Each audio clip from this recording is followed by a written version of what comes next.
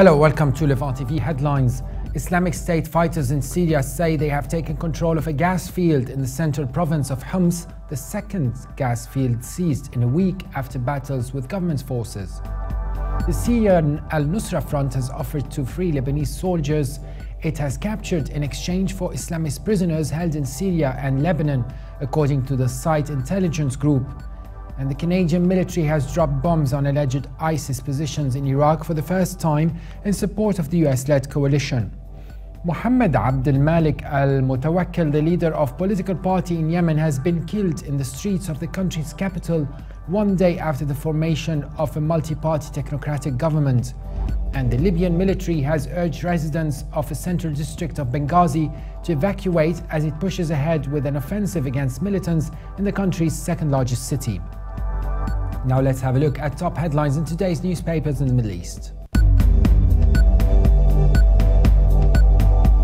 Starting from Beirut, where the Daily Star reports that the Lebanese Army Commander General Jean Ahwaji will attend a signing ceremony Tuesday to close a long-awaited $3 billion weapons deal financed by Saudi Arabia and delivered by France.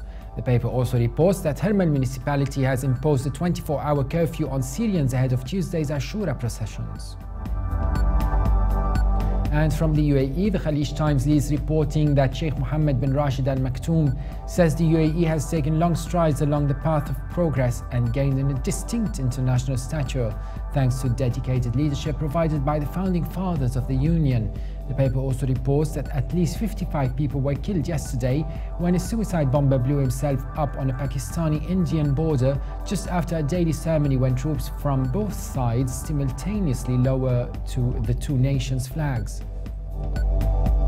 The Egypt Independent reports that more than 480 journalists have signed a petition condemning a meeting late October by fellow chief editors of state and privately owned newspapers with the government, in which they declared abstention from attacking the regime.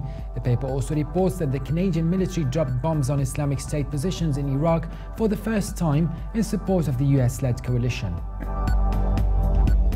Now let's have a look at top Mideast headlines from papers here in the UK.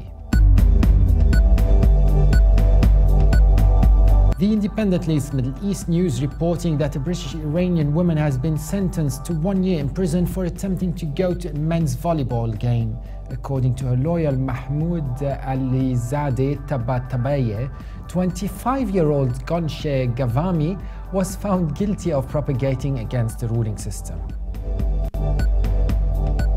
The Guardian leads Middle East news reporting that the 8 men accused of attending a marriage-like ceremony on the Nile have been jailed for 3 years in the latest of a series of moves against Egypt's gay community.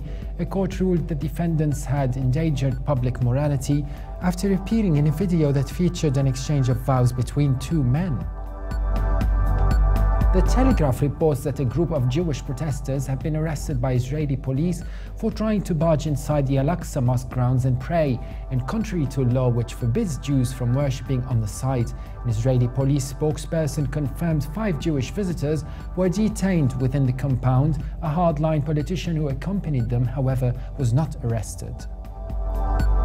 Now let's have a look at top Mideast headlines in international papers. From Germany, the Deutsche Welle reports that opposition figures and activists in Egypt are being harassed, but the government has so far been unable to get political protests and riots at the country's universities under control. The paper adds that most of the student demonstrators belong to the organizations that are ideologically similar to the Muslim Brotherhood, but left-leaning and liberal student groups have also participated in protests, sometimes leading to ideological battles.